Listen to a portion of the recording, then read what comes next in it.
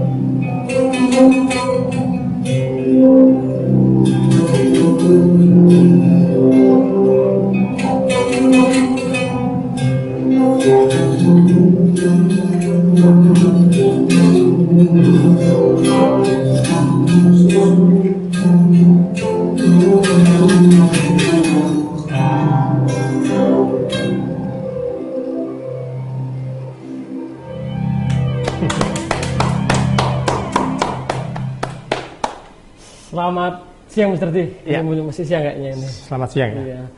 Kayaknya luar biasa ini gitarnya. Ada yang terbaru kayaknya ini. Ya ini termasuk gitar yang yang dulu berjet-jet ya. Iya. Sekarang bisa dikendalikan dengan hanya jarak jauh. Iya. Terus ada satu lagi yang saya masih tetap berkonservasi ya. Jadi semuanya ini adalah konservasi tentang binatang-binatang yang satwa yang dilindungi ya. Okay. Jadi termasuk ini ada Panthera tigris sumatrae, Okay. terus curik Bali, jalak, Okay. ya. Terus bandeng Jawa, Bos javanicus domestik, Iya.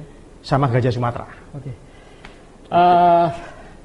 Dulur Ngocak atau Cak Danling yang lagi melihat podcast Ngocak, sebelum Mr. D menjelaskan secara rinci mengenai apa yang dia bawa dan teknologi terkini di dalam gitar, saya kenalkan dulu Mr. D ini bernama lengkap Dodi Hernanto. Dia asli pria Mojokerto, Iya. Jawa Timur. Ya, kelahiran 24 November 64 Mr. D ya. 61. 61, oh 61. Mr. D ini tahun 2014 tercatat pernah menciptakan teknik gitar satu jari. Kemudian setelah itu beberapa prestasi internasional diraih juga oleh Mr. D yang bernama lengkap Dodi Hernanto ini. Salah satunya itu karyanya diakui oleh Inggris terkait gitar, penggabungan gitar dengan gawai atau gadget. Lalu beberapa prestasi kemudian juga diraih dan penciptaan gitarnya juga membuat mata musisi dunia melek. Salah satunya siapa dari kemarin yang sempat kagum itu? Iya, jadi saya juga berkawan dengan Buddy Bliss ya. Buddy Bliss. Buddy Bliss itu luthier gitar mas. Ya. Jadi kenalnya dengan Pak Tommy, Iya. beliau waktu ke Amerika, Buddy Bliss langsung ke Surabaya juga. Okay. Ya, jadi saya beruntungnya itu karena punya kenalan orang-orang yang piawai dalam pembuatan gitar. Oke. Hello? Iya. Sebelumnya selain orang internasional, musisi internasional, juga yang sering kolaborasi dengan Mr. D itu musisi Bali yang juga terkenal, yaitu Balawan Mr. D ya. Iya. Iya. Oh, yang ngomong-ngomong sebelumnya kenapa dipanggil Mr. D? Iya. Saya Jadi heran karena nama Dodi itu nama Coca-Cola ya. Oh, Terlalu banyak nama Dodi ya. Jadi orang-orang waktu kalau waktu saya ngelik gitar ya, Iya. dulu kan masih saya ralat waktu itu 2010 ya. Jadi saya masih istilahnya itu ngamen ya. Sebelum itu saya jadi pimpret itu selama 5 tahun, pimpret majalah musik Hot Majalah Rod itu, musik. Mas. Oh iya, iya, Nah, siap. saya keliling mana-mana ya. Ya juga beruntungnya dari situ ya. Bisa kenal-kenal sama orang-orang yang katakan apa namanya itu membidangi seni. Sedangkan saya ini kan orang kesasar. Orang kesasar. Iya, kesasar. Orang kesasar tapi membawa berkah. Jadi yang saya tekuni karena dulu matematika ya kan. Terus akhirnya saya menemukan dengan teknik satu jari itu sebetulnya lama tapi saya nggak mempublish. Akhirnya bikin buku, ya, buku main gitar satu jari, play gitar with one finger. Itu sampai edisi cetakan ketiga. Sampai saat ini masih minta gimana sih apa namanya itu main dengan satu jari. Tapi karena saya ada pembaruan termasuk penemuan-penemuan yang ya ini saya lagi menggeluti tentang QR art, ya toh. Jadi semuanya berurutan. Iya. Album-album saya juga gitu. Jadi semuanya ber-QR. Itulah yang menjadi waktu 2012 waktu itu menyandang 4 kategori gitar sekaligus ya di Inggris ya di Planet Gitar. Itu waktu seorang Seymour Duncan bahwa gitar saya itu waktu itu masih ada jet-jetnya di sini Mas ya. Itu adalah sebagai digital emerging tones. Jadi bagi dia itu sudah mendisruption yang ada Stombok ya toh. Ini sudah praktis. Jadi kalau mau perform itu nggak perlu kayak pindah rumah Mas. Iya. Kayak bawa lemari gitu. Itu enaknya. Jadi ya sound in hand. Sound in hand. Ya. Oh, siap. Jadi ada lagi ini kalau saya ngomong sound in hand itu dalam suatu gitar ya. Kalau skill itu rata. Semua orang mempelajari skill. Butuh ya. Makanya sekarang kayak saya memainkan pentatonik 5 nada ya kayak gini.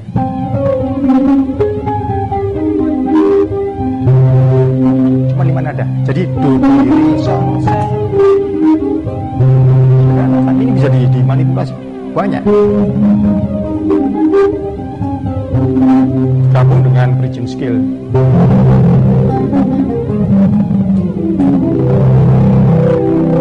Dari skill itu memang perlu kita setidaknya literasi itu membaca ya, baca buku-buku musik, belajar not. Kalau sound itu seperti mengendalikan gajah liar. Gajah itu sudah besar, apalagi bengkak Mas. Iya. Itu susah dikendaliin. Gitu. Jadi balik lagi kalau sound itu tergantung dari ambient, terus balik lagi ke sound. Kita bisa nggak menyesuaikan sound yang ada dengan yang seluas ini hasilnya maksimal, gitu. Butuh sound yang flat atau gimana? Ya. Itu balik lagi butuh experience, jadi pengalaman. Gitu. Nah itulah beruntungnya saya belajar bersama orang-orang yang membidangi, gitu Mas. Oke, pemirsa, ini kan Mas Didi menjelaskan cukup banyak sudah mengenai. Saya tuh pengen tanya, saya akan memberitahu bahwa pemirsa bahwa ini gitar terbaru dari Mr. D. Dia sudah menciptakan kolaborasi gitar dengan Gawe itu 4 kali, 4 gitar jenis. Iya, 4 gitar. Ini yang gitar terbaru yang barusan akan di-launching gitu, atau iya, yang akan di-launching. Ini juga mempunyai beberapa beberapa teknologi. Seperti ada teknologi QR art di sini, kemudian soundnya juga berbeda. Ini perlu diketahui ini karya anak negeri. Jadi nggak hanya luar yang bisa menciptakan ini, Mr. D sendiri kolaborasi gitar yang karya dalam negeri ini menjadi sebuah gitar yang istimewa. Bisa dijelaskan seperti ini? Jadi ini kalau di zoom ya, atau katakan zoom kamera gini, dilihat dengan jet-jet gini ya, nanti akan muncul konten-konten di sini. Jadi ini sebagai apa namanya itu jejak rekam digital juga gitar ini. Jadi ini cuma one piece ya, istilahnya itu. Termasuk yang ada di sini Mas. Semuanya ini. Jadi ini rangkung badak ini yang perlu dilindungi, ya. Sampai saat ini kan termasuk kekayaan Indonesia nggak boleh hilang. Jangannya nanti terus di kemudian hari cuma tahu ceritanya rangkung badak gimana ya. Rangkung badak ini termasuk aset. Ya termasuk yang benar-benar ini, yang saya setahunya saya, mungkin yang lainnya banyak. Cuman ya itu tadi, nanti ada tambahan lagi di sini mungkin QR. Nah, tujuannya apa? Supaya mengingatkan. Oh iya, pemirsa, Mr. D ini juga terpilih sebagai duta satwa Mr. D ya? Iya. Duta satwa dan juga beberapa kali mengkolaborasi suara-suara satwa menjadi suara-suara digital. Betul. Pernah saya itu bertemu dengan Mr. D di Taman Safari, Mr. D ya. Ya. Saat itu merekam apa tuh? Merekam suara. Jadi suara harimau Sumatera ya. Sumatera. Kemudian jadi lagunya itu masih ingat saya. Pantera Tinggi Sumatera. Pantera Tinggi Sumatera, ya. Jadi, masih ingat nggak lagunya itu? Itu ya, masih ingat ya. Nah itu saya waktu bikin Pantera Tinggi Sumatera itu live ya mas di Taman Safari ya kan. Itu pun langsung jalan kan kita. Jadi jalan naik mobil sambil direkam. Ya. Itu pun akhirnya sampai saat ini pun saya masih demen dengan lagu itu. Sangat banyak karyanya. Balik ngomong saya itu. Pertama kali punya gitar itu kemana? Cerita gitar itu iya. Jadi apa gitarnya seperti sebelah ini? Ini oh enggak. Jadi masih ini lumayan masih jelas ya. Iya. Sama zamannya dulu itu SMP atau gimana? Saya itu awalnya seneng gambar mas. Gambar. Seneng gambar karena ada sesuatu yang terutama orang tua dibelikan waktu itu cuman ukulele. Ukulele yang kecil. Ukulele kecil tuh. Terus karena nggak ngerti ya masih SD kelas 2 diseret ya dinaikin gitu. Oh. Kalau saya gitar plastik seperti masih jelas itu. Nadanya itu. Jadi mereknya apa ya? Yang jelas ibu yang membelikan waktu itu. Belikan rusak dibelikan lagi. Ya. Akhirnya kelas 6 itu saya lagi serius karena waktu zamannya saya dulu itu ada grup musik tradisional rakyat Perak. Jadi pakai gamelan. Zaman saya dulu cuma TVRI mas. Oh iya. Ya, yaitu akhirnya reguler lah di sana. Itu dulu harganya berapa sih? Kalau harga itu belum beli itu. Waduh sangat murah ya. Kalau zamannya dulu saya itu kalau orang bisa beli yang branding ya, yang istilahnya itu ya nyebutin kayak Gibson, Ibanez ya. Zaman saya dulu kan gitu ya. Fender ya. Itu setelah saya ngamen mas baru punya ya mas. Yang punya gitar asli itu. Saya waktu serius. Yang nadanya lengkap itu. Iya, jadi SMA saya waktu itu sampai setelah kerja saya ngoleksi gitar. Ukulele dijual ya? Udah hancur. Udah hancur. Mr. D ini beberapa kali mengeluarin album. Pernah rilis album terakhir waktu pandemi Mr. D. Iya. Ya, itu waktu itu juga di blow up di media. Terus kemudian album-albumnya mengenai musik juga mengenai nada-nada yang pentatonik kayaknya itu waktu itu. Ada, jadi ada pentatonik, ada diatonis, bahkan sempat bikin lagu C Salawat ya. C Salawat. Awal dulu gurunya siapa sih? Gurunya terus kemudian gitarnya masih gitar yang baru beli ngamen itu? Iya, jadi ya banyak. Atau mandiri atau tidak gitu? Banyak baca buku, ya terutama buku karena zaman saya dulu tuh kalau cari buku itu susah mas. Saya harus cari temen nitip yang mau ke luar negeri atau itu. Iya. Terus bergaul dengan sesama gitaris. Jadi bagi saya itu semua gitaris itu punya keunikan. Terus kemudian dari situ kenal dengan musisi-musisi internasional, bahkan yang saya hafal itu musisi Bali itu yang juga terkenal itu gimana proses ketemunya itu? Iya. Sampai mereka mengapresiasi Mr. D sebagai musisi satu jari. Iya, saya waktu itu sama Balawan jalan bareng ke sekolah-sekolah ya. Jadi mengenalkan bagaimana gitar itu waktu itu masih brandingnya pakai gitar Regin ya. Sekarang pakai Blueberry gitar ya. Ini kan Blueberry gitar ini. Waktu itu jalan ke ya ini termasuk ke kampus. Oh iya. Ya, ke sekolah-sekolah. Atau istilahnya ngamen, bukan? Ya sambil edukasi. Edukasi. Kita edutainment, akhirnya ke arahnya ke edutainment. Jadi saya itu kalau bayangin ngamen itu kayak itu Mas Adi. Ngamen di lampu merah. Saya juga mengamen ngamen. Loh, sebetulnya itu Mas lebih kalau saya ngomong apa dulu antara, sama Mas Adi? Sama juga. Sampai ketemu gini, musisi internasional gitu. Saya ngomong antara amatir sama profesional apa sih bedanya? Bedanya? Experience. Oh, experience. Ya. Jadi tidak ada yang namanya kata-kata, kamu profesional di dunia gitar. Tidak ada, saya ngomong. Tidak ada. Itu kan menurut saya ya. profesional itu dari pengalaman dan itu nggak bisa beli, dari proses. Gitu. Jadi lain kalau ngomongnya, oh ini amatiran sama profesional, loh, nggak ada kalau bagi saya. Saya selalu menghargai semua yang bisa main gitar. Gitu. Apakah dianggap sebagai gitaris? Enggak juga kan? Iya. Gitu. Semua orang bisa menulis, apakah menjadi seorang penulis? Kategorinya berat loh mas. Iya. Dia ngomong ke seorang gitaris itu harus apa gitu ya? Harus bikin lagu sendiri, ya, terus apa namanya terpublish, terus punya band. Nah, apa dulu punya band juga maksudnya? Punya. Jadi waktu masih SMA sudah punya saya, SMP bahkan ya, masih Foxongan waktu dulu ya. Genre garapannya tuh? Ya campur-campur ya, campur-campur. Top 40 gitu. Masih demen dengan lagu-lagu yang sifatnya itu yang lagi ngetop. Bukan ya, lagi top. Jadi iya, top 40 lah.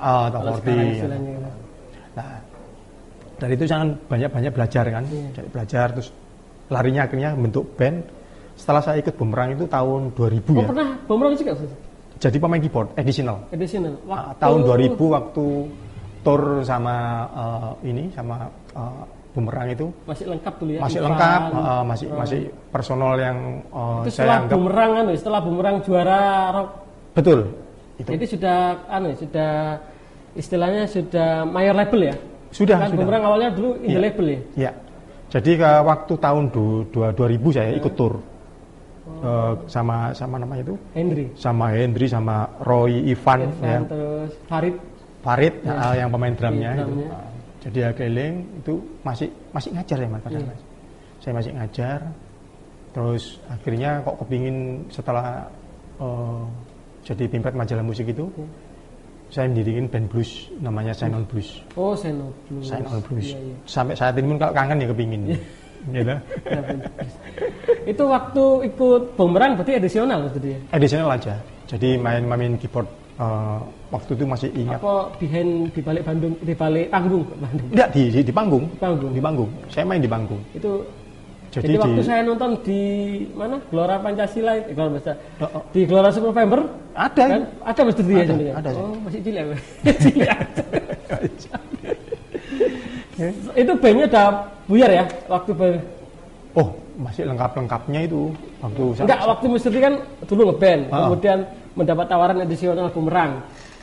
Jadi mainnya itu waktu itu musisi session saya mas ya. Jadi ikut ke sana kemari gitu, kayak setrika gitu. Ikut sana ikut sini gitu. Oh iya. Gitu.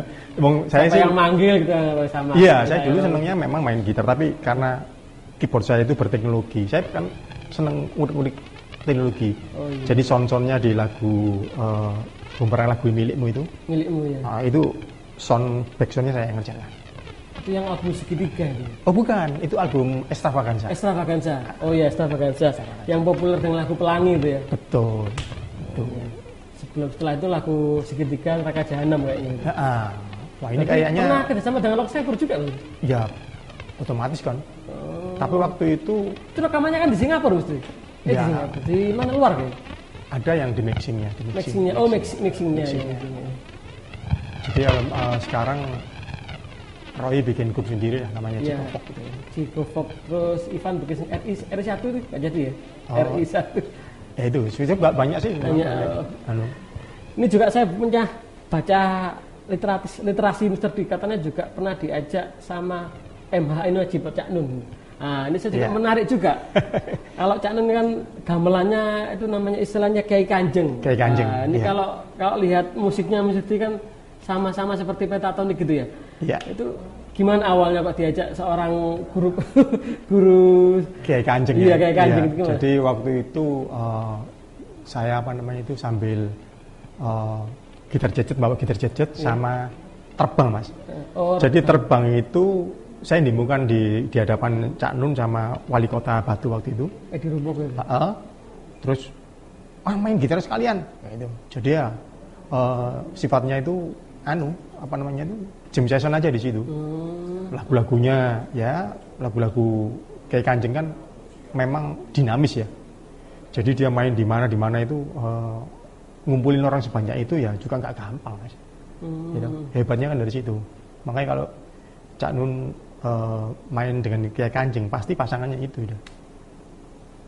Oh iya, pemirsa, ini pernah saya dengar bahwa Mr. D ini sudah haki ya, hak intelektual terhadap gitar gawe dunia itu sudah berpegang oleh Mr. D.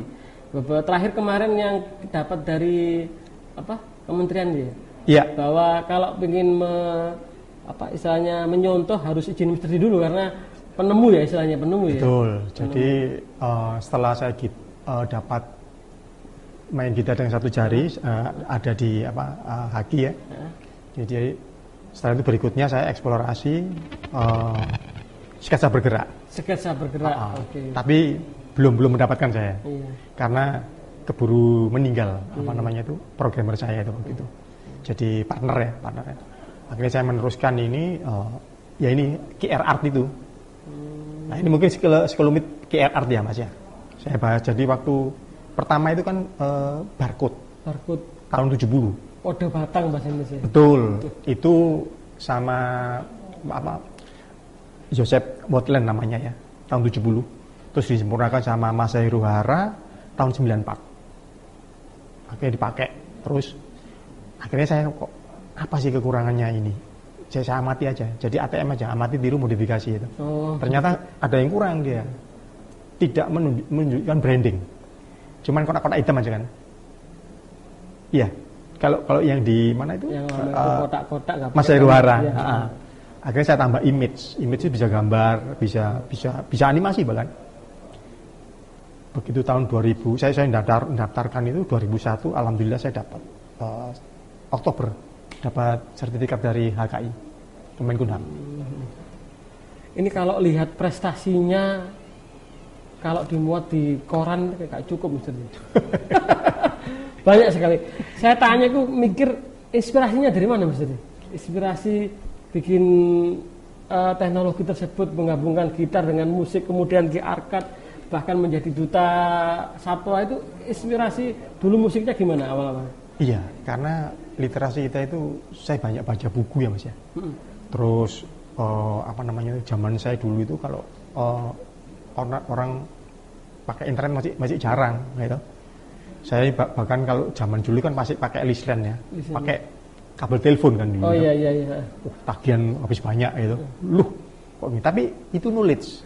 Jadi knowledge is power. Jadi saya itu sebetulnya semuanya itu diasah Mas. Jadi sebetulnya kalau ide kalau nggak dirupakan itu menjadi arsip.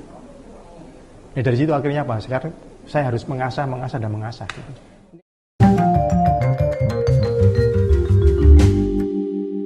Cak, ngobrol sih Cak. Saya suka seorang tokoh Da Vinci, Leonardo Da Vinci. Saya amati, wah mereka ini apa sih hebatnya, termasuk bagaimana dia memikirkan lukisan, ya. Dan dia seorang konseptor. Nah, jadi ada kata-kata yang nggak bisa saya hilangkan di situ. Ars longa vita brevis. Jadi seni itu panjang, hidup ini pendek.